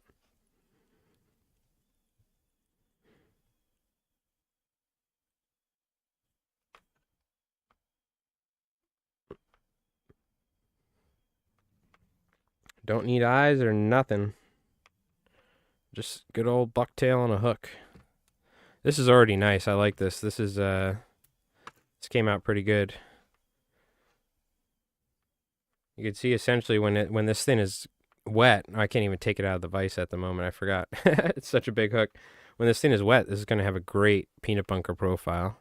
One thing I want to do is trim it up a little bit. So just kind of, this is where I think actually using your hands is a good thing.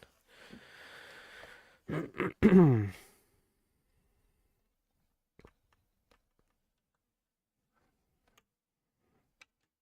just kind of lightly.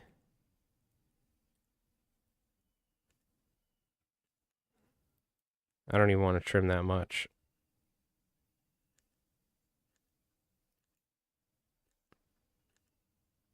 Kind of just clean it up a little bit here and there. So we can get that profile just down a little bit.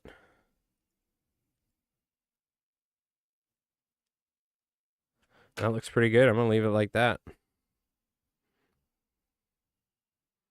I guess we could just very carefully, because I don't want to ruin it. You saw, we can get a little aggressive with trimming. We're just going to leave it. There we go. Just like that. And it's okay if it's messy. That's what the bulkhead's about, in my opinion. It doesn't have to be perfect, right? One thing is we do want to make sure, like looking at it, you don't want too much on the bottom. So we got a nice profile there, like that. I think this right here, I can take that down just ever so slightly because I want it to make sure that the hook point rides perfectly.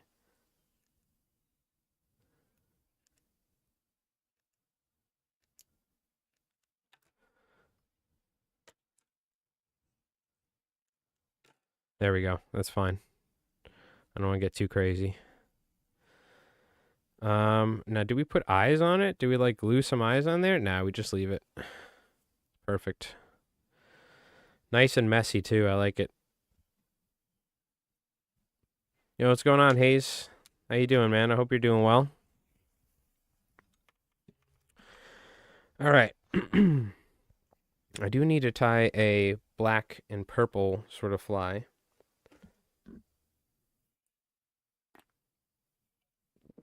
So, let's grab it. I like these predators. Let's go, or these sea beasts, or whatever these things were called. I think they were called the sea beasts, these partridge. By the way, I mean, this is a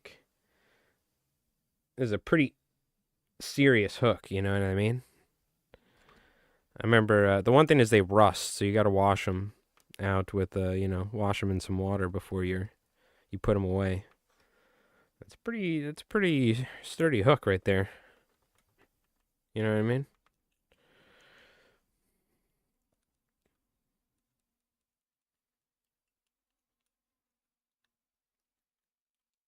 It's relaxing now. It was a bike ride day, 60 kilometers. Oh my God, you're crazy. Couch potato, I think you deserved it. I broke out my skateboard. I was like a year or two ago. I was like, yeah, let me skateboard again. Like almost broke my wrist in my front driveway. I was like, all right.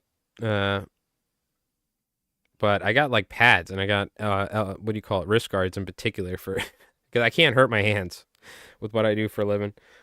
So, but I've been kind of getting into it again, and I have like AstroTurf in my backyard for a small area, in a very small area. So I've been like ollieing and like doing pop shove-its and like trying to kickflip because my entire life I pretty much have only done 2 kickflips. But I was like, man, I kind of want to skate again. So been getting the urge almost to head out to a couple parking lots that little area to skate or something. We'll see. I need to do something. I got to make sure I stay, I work in that, like the with crabbing or clamming, but certain times of the year it slows down, so I got to like do something physical. Stay limber.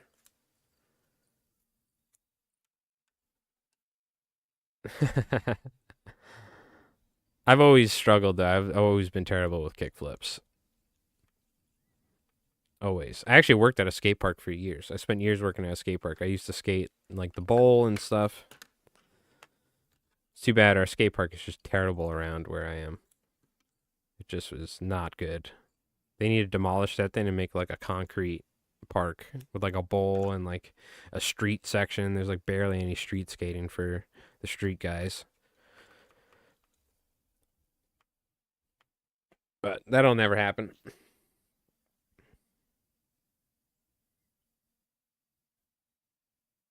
Mm. Yeah, that's the one thing, right? I'm too old to really be hurting myself. I'll be honest with you. My dream would just be have like a mini ramp, like a 3-foot mini ramp in my backyard. It's like my favorite thing in the world. Just give me a mini ramp. I'll just be like, yep, all right, cool. Let's go. Smash a couple beers, skate the mini ramp with the bros.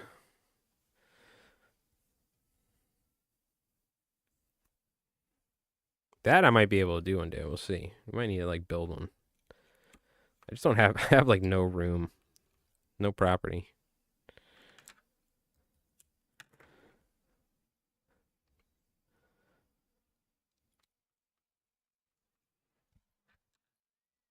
All right, we're gonna put some feathers on here, some hackle, get some flash. Oh wait, I we said we're gonna be doing black, right? All right. Well, I guess we'll have. Let's just we'll just use white for the start, I guess. Let's put some black hackle on here. I completely forgot. So we're getting funky with it. We're starting out with a little white. We're hitting them with the switcheroo, is what this is called. Hit them with the old switcheroo. The bass thought we were going with a light colored fly, but then it starts getting dark. It tricks them.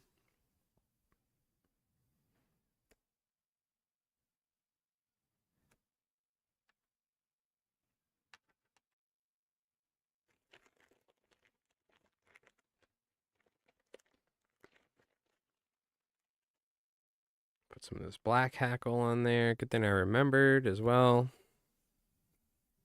I just don't have a lot of black and purple flies in my little mini box, so that I bring with me when I go down here.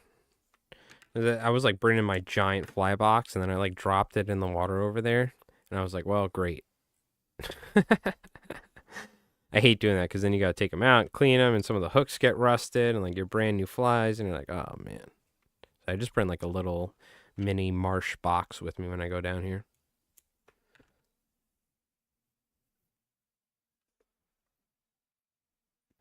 I wrote up one of these kickers. Play was set up against the wall, can't remember.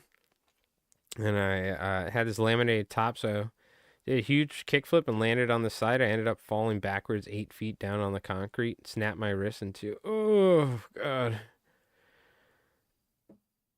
Then I got angry and redid it. A perfect kickflip and then off to the ER. Oh, my God. Yeah, I've seen some stuff working at the skate park.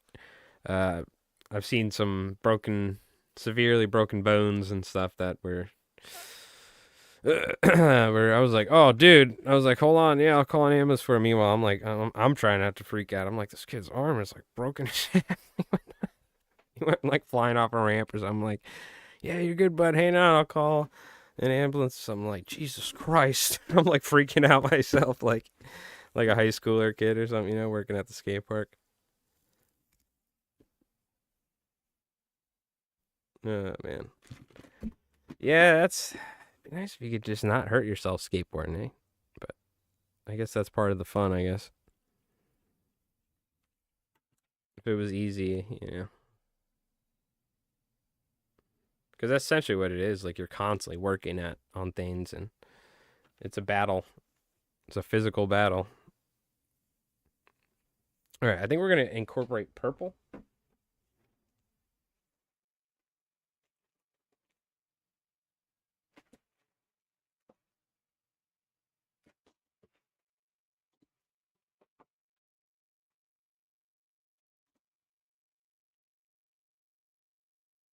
Well,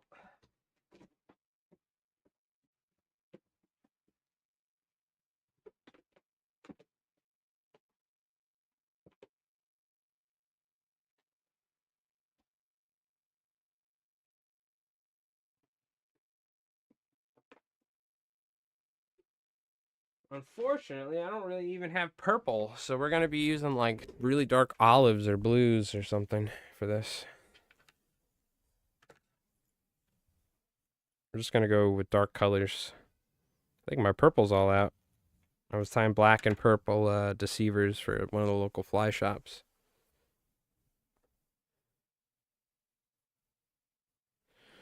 Yeah, that's probably why I suck at kickflips because I was too big of a scaredy cat to like fully commit. I think maybe I ollied down like a 2-step, not even like a 3-step or something. I was always the guy who's like, yeah, I'm good. I'll just like, grind this curve over here or something. My buddy's like trying to like ollie a 5-stair, like kickflip and like falling and stuff. I'm like, do I want to throw my back out? Not really. You got to commit when you're skateboarding, right? But I spent a lot of time. I was pretty proud of myself. Like with some bigger ramps and stuff. I used to not like massive vert, but like for being a so scared of like committing to like trying to land a rolling kickflip. Like I was like skating like bowls and stuff, and like 6 foot, whatever, 7 foot bowls or whatever, 4 foot bowls, and eating ass doing that as well, falling like crazy. But I enjoyed. I really enjoy. That's why I wish there was like a concrete bowl somewhere around here. I love skating bowls. It's a lot of fun. But alas, there's one apparently in Montauk, which is like a world class skate park that they've just like redone. It actually looks amazing. It's like a full concrete skate park. But that's a journey. If we're going to Montauk, we might as well go fishing. Maybe we should go there, go skateboarding, and then go fishing. But that's like, if I'm going skateboarding, I'll probably like, you have to take me out in a wheelchair.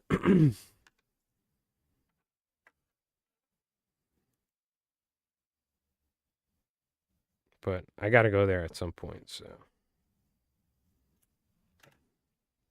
not very many good options out here on the East End. A lot of them are trash too. There's like, not very friendly to the people who skate there. Some of the like parks and stuff like that, the people who work there are like, they essentially don't even want you there.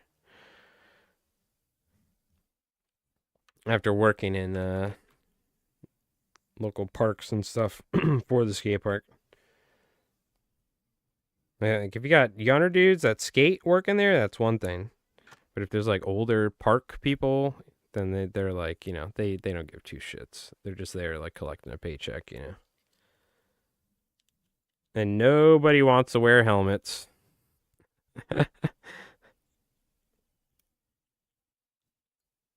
Like all the older guys or something. Like they're like, what do you think I'm gonna be wearing elbow pads, bro? So like I would be like, yeah, whatever, just do what you're gonna do. I'm not gonna tell you. But then when I told him, listen, when the boss man comes around, the like heads of the park and rec, you better have that helmet on hand. Otherwise I'm kicking you out. Like you gotta have a give and take. You know what I mean? You're like, you can't be smoking blunts behind the ramps. We can't be doing that anymore, guys. I know. There's woods over there. You know what I mean? Yeah, you say that until you like smash your head open. But most people with skateboard and stuff, you got to learn how to fall and all that. But of course, places make you wear. It's either they have the strictest stuff where it's like you gotta sign in, you gotta pay for a pass. This is which is the way our skate park was. You gotta wear like elbow pads, knee pads, helmet. And most of the time, I was like, listen, just have your helmet or whatever. You know what I mean? Um, but some places they're just like, psh, you just can go there. It's like skate at your own risk, have fun. You know what I mean? Which is a lot less stressful than dealing with like, park employees and this and that. But at least my skate park, they were like hiring high schoolers and people who actually skateboarded. You know what I mean? So at least we had that. I was watching some videos recently of like different skate parks around Long Island here, and I think there's like one in Amagansett or something like that. And the people that worked there, they were like threatening the dude that was filming. They're like, "Yeah, we ain't gonna wear helmets or whatever," and they got kicked out. And it was just like, "Yeah," they're like, "Yeah, you just don't want to go here." The ramps are all in disrepair too, and it's like just terrible. That's why I want to go check out that Montauk one. Apparently, this is like a legit concrete skate park, but not very big. Whatever. Go and break my wrists. We'll just go fishing. But we'll see. I kind of do want to get back into it. But listen, I'll be wearing a helmet and wrist guards and probably elbow pads. I don't care. I'm getting too old for this. Plus, it doesn't matter if you're that older dude who's wearing the knee pads, the elbow pads, the wrist guard, and you go up, you got like your older like 80 styles board. Like the dad who would drop his kid off and he'd be like ripping the bowl. You know what I mean? it's a style. You know what I mean? You gotta like wear it. Like psh, yeah, who cares? I'm gonna be falling. Is what you're saying, and that's all right. Yeah, I would never care. I would always wear a helmet at the very minimum because I would always eat. I would always eat it and go flying off the board and stuff.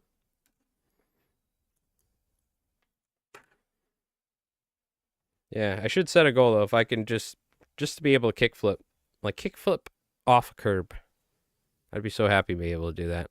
It's gonna be like my lifelong dream at skateboarding. It sounds so dumb.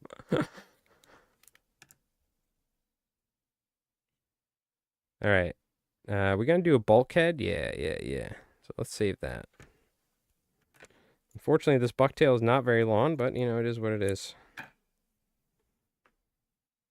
An exoskeleton? Yeah, there you go.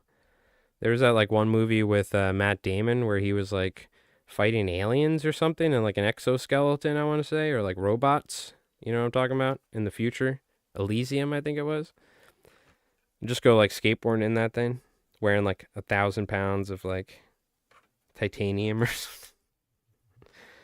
Honestly, if you wear pads, it's not too bad. I mean, your shoulders are still pretty. Your shoulders can get messed up. You can like break your like collarbone or something, but in your back. So you need back armor and you need shoulder armor. So you got to get like a football set.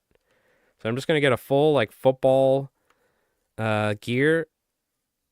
Let's see. Is there any other armor? Like maybe like a Kevlar vest. You know what I mean? And I'll just go skateboard. I'll just go to the skate park like that. Like when you see those guys are getting attacked by the police dog, and they're wearing like like the training, and they're wearing all that all that fluffy whatever the dog training stuff. I'll just wear something like that and just go skateboarding. Because then it really doesn't matter, right? You can just fall. I'll be dropping in on like the 12-foot ramp.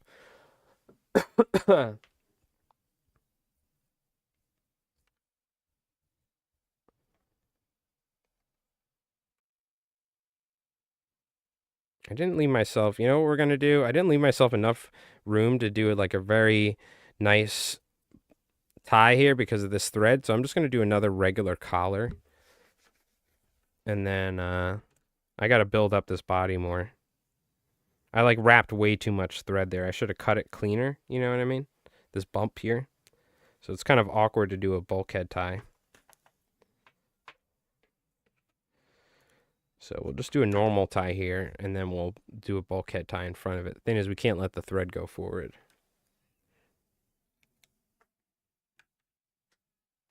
Oof, yeah. No, I've cut myself on those a lot. We had a lot of like boxes with that kind of sharp uh, metal angle on it or whatever, or not even angle, just like the metal on the top. Yeah, the part, I mean, it was such a terrible, it wasn't designed by a skate park. It was actually designed by one of my friend's fathers, who's an architect. But it was actually like pretty sick, but it was just not, if they actually got somebody who designed skate parks, it would have just been probably so much better. It's unfortunate, but it's just like giant ramps, you know what I mean? Like very little street stuff, because that's really what everybody wanted to do is street skate. So there's like a pyramid, like there's like one hubba or something, or like a ledge. But it was mostly like these giant roll-ins and ramps and giant quarter pipes and stuff. It was like, do we need this?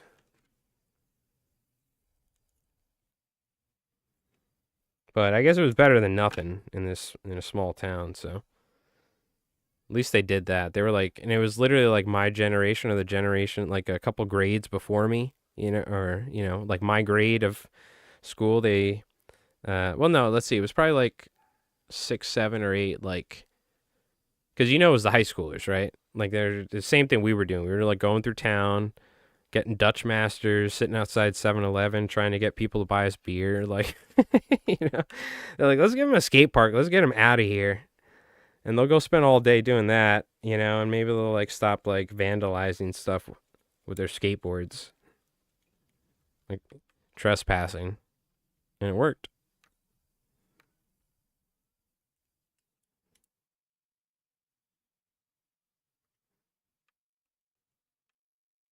Put a little super glue here. Yeah, good times. I'd like to get back into it. We'll see. Hopefully I don't break my back.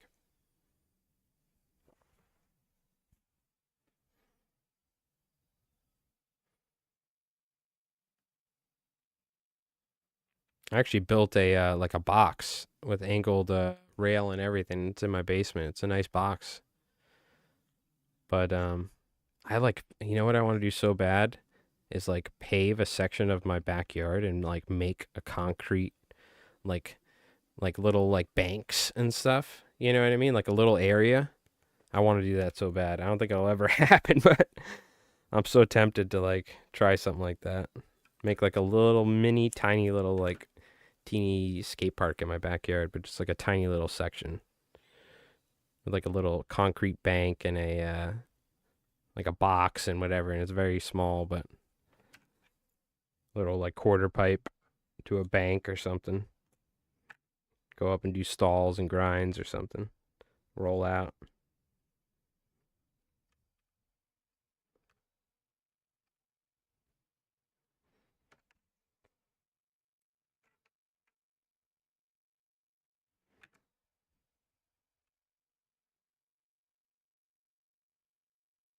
Put a little bit more on top. Yeah.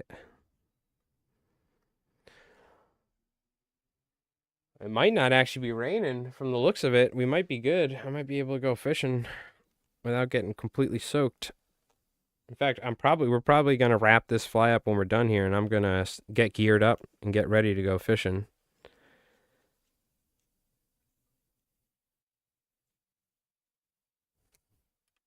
Bring some snacks. Bring a bunch of durries. Bring a couple White Claws. Bada bing, bada boom. Stay down there till the bass start blowing up, essentially.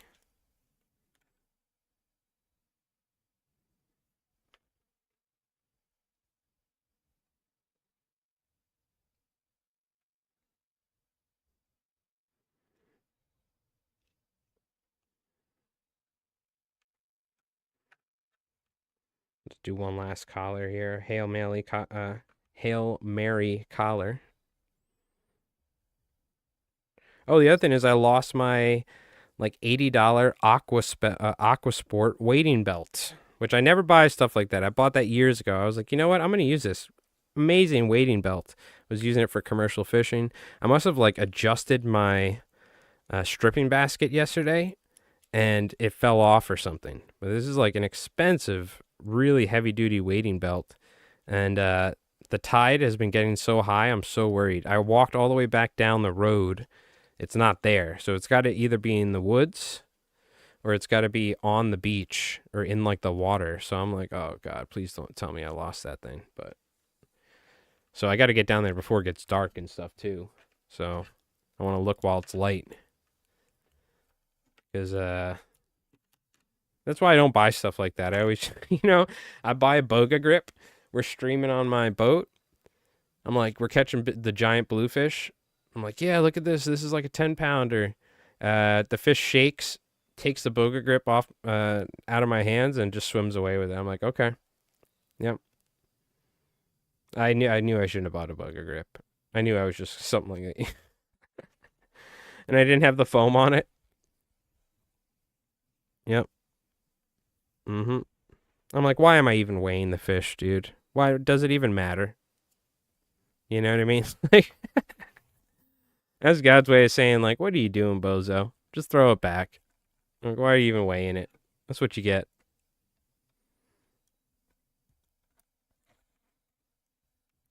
Yep. Good old times. There's a clip of that somewhere here on Twitch.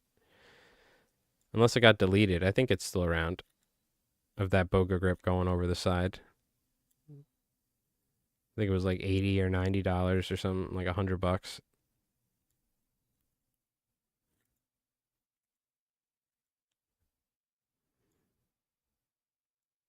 Good times.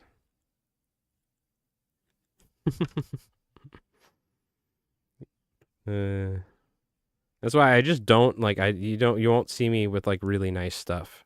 Other than my coastas. My coastas right now are like the nicest piece of fishing gear you see me with.